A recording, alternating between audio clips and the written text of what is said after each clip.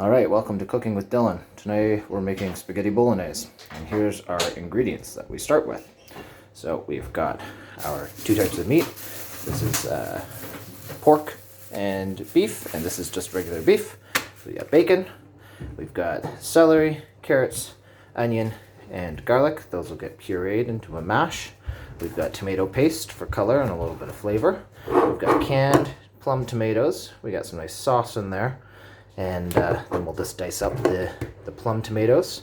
Worcestershire sauce is a very North American thing. It's got some good tang, adds a little bit of depth. Milk and wine that go in the sauce. We'll burn the alcohol off of the wine. It's just for some flavor. And the milk is to get it a little bit creamy. Beef stock, just a little additional flavor that goes in. Salt and pepper, pretty standard. This is oregano and bay leaves and fresh basil and fresh thyme. And then the pasta. So that's all we need. Let's get started. First, I'll cut my bacon up. I'm going to do it on a different cutting board, obviously, then I'll be cutting all my fresh vegetables. This cutting board only ever does meat, and this one never does meat. Nice and finely minced. Bacon's going to add some smokiness and fat to our dish. And we'll just let that cook down a little while we prep our veggies. I have peeled the carrots and cut off the tops and the bottoms.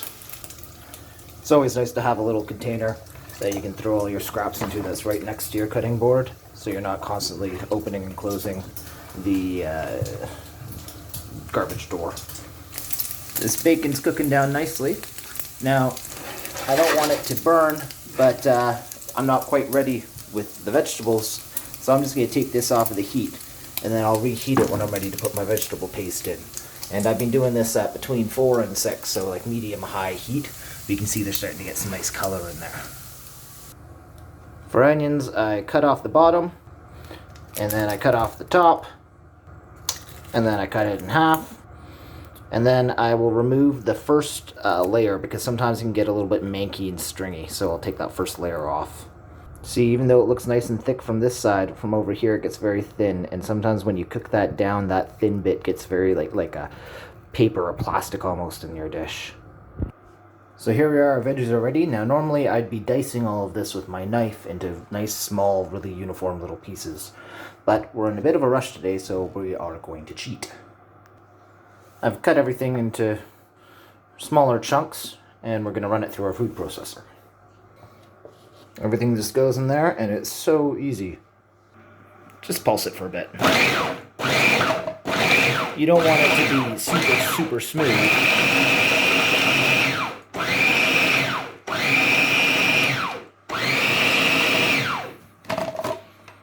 That's getting pretty close there.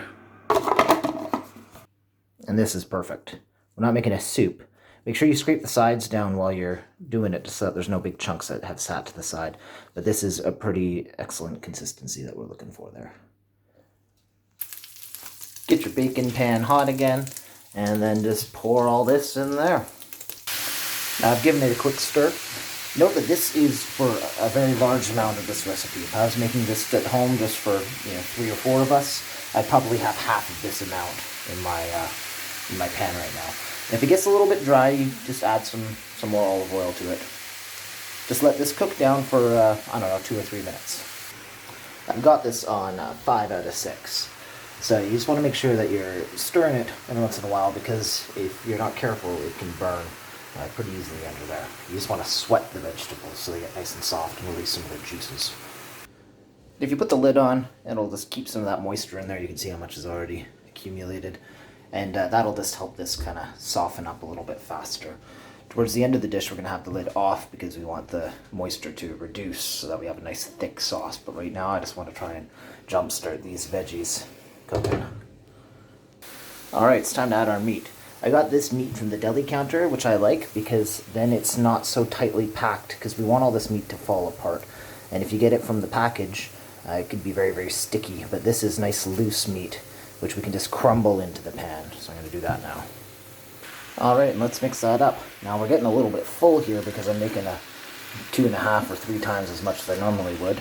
So I think after this meat cooks down, we're going to transfer it to a bigger pot. But we're just going to crumble this up and try to break it up as much as you can with this with this veggie mixture. Let that cook down for 5 or 6 minutes. While this is cooking, I'm just running through it with my spatula, trying to break it up as much as possible so that we have no big chunks of meat that are cooking in there. And now I'm going to add some salt and pepper and the dried basil and dried oregano. The dried herbs can stay in for a very long time. It just brings out more flavor. With the fresh ones, I'm going to add them at the very end. Otherwise, they'll just cook right out. And just mix that all in.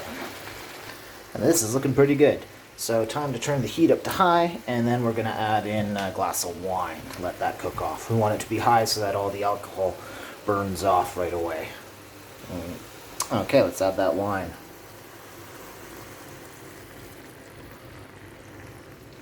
I'll stir that around a bit, and then we're going to move it into a bigger pot because the next step is to add the tomato sauce, and we don't have enough room.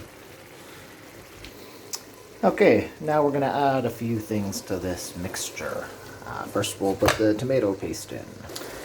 The tomato paste adds a lot of acidity and color to the dish. If I was making this just for like a regular sized portion, I'd just use one of these little tubes, but I've got 2 in there. You want to be careful with the tomato paste though. You want it to cook a little bit because it gets some flavor before you add all the other wet stuff like the milk and the tomato sauce that's in there. But if you are not careful, the tomato paste can burn very easily to the bottom of whatever you're cooking in. So make sure that you're giving it a lot of stirring. If it's too hot, turn the heat down. Just make sure that you don't have any bits sticking on the bottom because the sugar content of the tomato paste will make it burn very easily.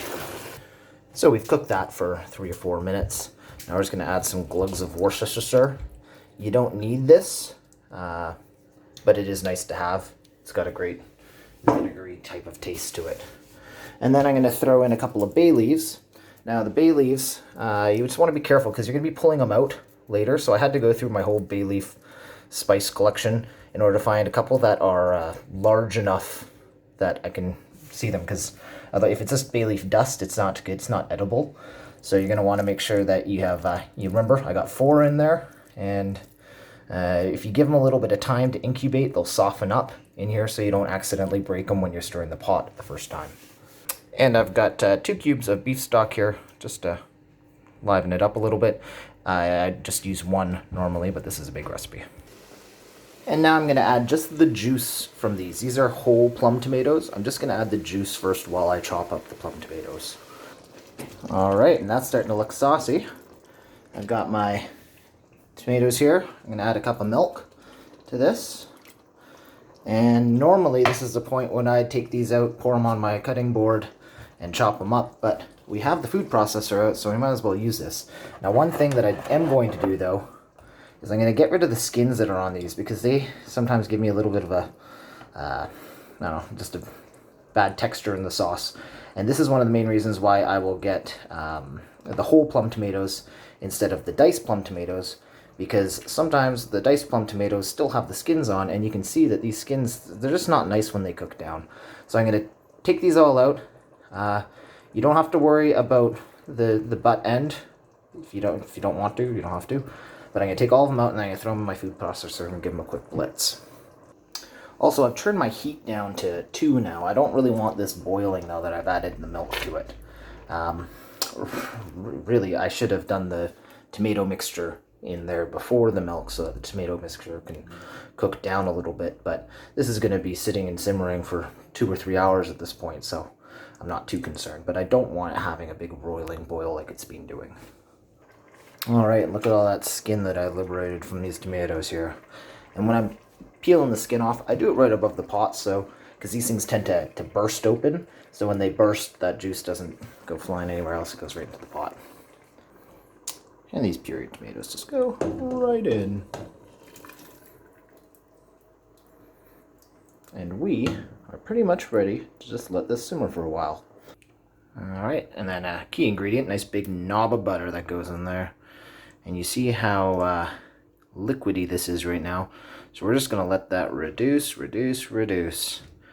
And we're going to keep the lid off so that this just gets nice and thick and creamy. And ideally this sits here on the stove at 1 or 2, like a low temperature, for a couple hours, 2 maybe 3 hours, as much time as you can give it. And then we're going to dress it up with some herbs at the end. Actually, I'm going to be in a different house by the time this is finished, so just to let you know, we're going to put in a little bit of fresh thyme and some finely chopped basil. You can dress it at the end too once you've got your pasta made. Pasta is just whatever you want, spaghetti or tagliatelle. Just cook that how you normally would. And then I would mix the sauce, the amount of sauce that you want, in with your hot pasta. So you put your pasta, you say you boil it in a pot, you strain the water out, take that pasta back in the pot, and then take some of this sauce and mix it into there so that the sauce really gets coated. Don't rinse your pasta, whatever you do, because all the gluten on the outside keeps this nice sauce trapped to it. And that's pretty much it. That is how you make spaghetti bolognese. So I hope you've enjoyed being in Dylan's kitchen.